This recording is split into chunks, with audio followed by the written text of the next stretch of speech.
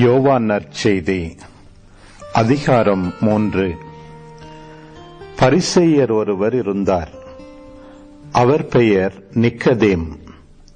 அவர் யூத தலைவர்களுள் ஒருவர். அவர் ஓர் இரவில் இயேசுவிடம் வந்து, ரபி, நீர் கடவுளிடமிருந்து வந்த போதகர் என்பதை நாங்கள் அறிவோம். கடவுள் தம்மோடு இருந்தாலன்றி நீர் செய்யும் இவ்வாறும் அடையாளங்களை யாரும் செய்ய இயலாது என்றார். இயேசு அவரை பார்த்து, மறுபடியும் பிறந்தாலன்றி எவரும் இறையாட்சியை காண இயலாது என மிக உறுதியாக உமக்கு சொல்லுகிறேன் என்றார். நிக்கதேம் அவரை நோக்கி, வயதான பெண் ஒருவர் எப்படி பிறக்க முடியும்? அவர் மீண்டும் தாயின் வயிற்றில் புகுந்து பிறக்க முடியுமா என்று கேட்டார். இயேசு அவரை பார்த்து, ஒருவர் தண்ணீராலும் தூய ஆவியாலும் பிறந்தாலன்றி இறையாட்சிக்கு உட்பட இயலாது என்று மிக உறுதியாக உமக்கு சொல்கிறேன். மனிதரால் பிறப்பவர் மனித இயல்பை உடையவர், தூய ஆவியால் பிறப்பவர் தூய ஆவியின் இயல்பை உடையவர். நீங்கள் மறுபடியும் பிறக்க வேண்டும் என்று நான் உமக்கு கூறியது பற்றி நீர் வியப்படைய வேண்டாம். காற்று விரும்பிய திசையில் வீசுகிறது, அதன் ஓசை உமக்கு கேட்கிறது. ஆனால் அது எங்கிருந்து வருகிறது என்றும் எங்கு செல்கிறது என்றும் உமக்கு தெரியாது. தூய ஆவியால் பிறந்த அனைவருக்கும் இது பொருந்தும் என்றார். நிக்கதேம் அவரை பார்த்து, இது எப்படி நிகழ முடியும் என்று கேட்டார். அதற்கு இயேசு கூறியது, நீர் இஸ்ரேல் மக்களிடையே போதகராயிருந்தும் உமக்கு இது தெரியவில்லையே. எங்களுக்கு தெரிந்ததை பற்றியே பேசுகிறோம், நாங்கள் கண்டதை பற்றியே சான்று பகர்கிறோம். எனினும் எங்கள் சான்றை நீங்கள் ஏற்றுக்கொள்வதில்லை என உறுதியாக உமக்கு சொல்கிறேன். மண்ணுலகு சார்ந்தவை பற்றி நான் உங்களுக்கு சொன்னதை நீங்கள் நம்பவில்லை என்றால், விண்ணுலகு சார்ந்தவை பற்றி சொல்லும்போது எப்படி நம்ப போகிறீர்கள்? விண்ணகத்திலிருந்து இறங்கி வந்துள்ள மானிட மகனை தவிர வேறு எவரும் விண்ணகத்திற்கு ஏறிச் சென்றதில்லை. பாலை நிலத்தில் மோசேயால் பாம்பு உயர்த்தப்பட்டது போல மானிட மகனும் உயர்த்தப்பட வேண்டும். அப்போது அவரிடம் நம்பிக்கை கொள்ளும் அனைவரும் நிலை வாழ்வு பெறுவர். தம் ஒரே மகன் மீது நம்பிக்கை கொள்ளும் எவரும் அழியாமல் நிலை வாழ்வு பெறும் பொருட்டு அந்த மகனையே அளிக்கும் அளவுக்கு கடவுள் உலகின் மேல் அன்பு கூர்ந்தார்.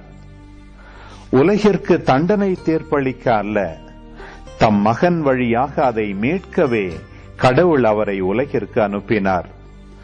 அவர் மீது நம்பிக்கை கொள்வோர் தண்டனை தீர்ப்புக்கு ஆளாவதில்லை. ஆனால் நம்பிக்கை கொள்ளாதோர் ஏற்கனவே தீர்ப்பு பெற்றுவிட்டனர். ஏனெனில் அவர்கள் கடவுளின் ஒரே மகனிடம் நம்பிக்கை கொள்ளவில்லை. ஒளி உலகிற்கு வந்திருந்தும் தம் செயல்கள் தீயனவாயிருந்ததால் மனிதர் ஒளியை விட இருளையே விரும்பினர். இதில்தான் அவர்களுக்கு எதிரான தண்டனை தீர்ப்பு அடங்கியுள்ளது. தீங்கு செய்யும் அனைவரும் ஒளியை வெறுக்கின்றனர். தங்கள் தீச்செயல்கள் வெளியாகிவிடும் என அஞ்சி அவர்கள் ஒளியிடம் வருவதில்லை. உண்மைக்கேற்ப வாழ்பவர்கள் ஒளியிடம் வருகிறார்கள். இதனால் அவர்கள் செய்யும் அனைத்தையும் கடவுளோடு இணைந்தே செய்கிறார்கள் என்பது வெளியாகும். இவற்றுக்கு பின்பு இயேசுவும் அவர் தம் சீடரும் யூதேய பகுதிக்கு சென்றனர். அங்கே அவர் அவர்களோடு தங்கி திருமுழுக்கு கொடுத்து வந்தார். யோவானும் சலீம் என்னும் இடத்துக்கு அருகிலுள்ள ஐயனோனில் திருமுழுக்கு கொடுத்து கொண்டிருந்தார். ஏனெனில் அங்கு தண்ணீர் நிறைய இருந்தது. மக்கள் அங்கு சென்று திருமுழுக்கு பெற்று வந்தார்கள். யோவான் சிறையில் அடைக்கப்படும் முன் இவ்வாறு நிகழ்ந்தது. ஒரு நாள் யோவானின் சீடர் சிலருக்கும் யூதர் ஒருவருக்கும் இடையே தூய்மை சடங்கு பற்றி விவாதம் எழுந்தது. அவர்கள் யோவானிடம் போய், ரபி, யோர்தான் ஆற்றின் அக்கரை பகுதியில் உம்மோடு ஒருவர் இருந்தாரே, நீரும் அவரை குறித்து சான்று பகர்ந்தீரே. இப்போது அவரும் திருமுழுக்கு கொடுக்கிறார், எல்லாரும் அவரிடம் செல்கின்றனர் என்றார்கள். யோவான் அவர்களை பார்த்து, விண்ணிலிருந்து அருளப்படாவிட்டால் எவரும் எதையும் பெற்றுக்கொள்ள முடியாது.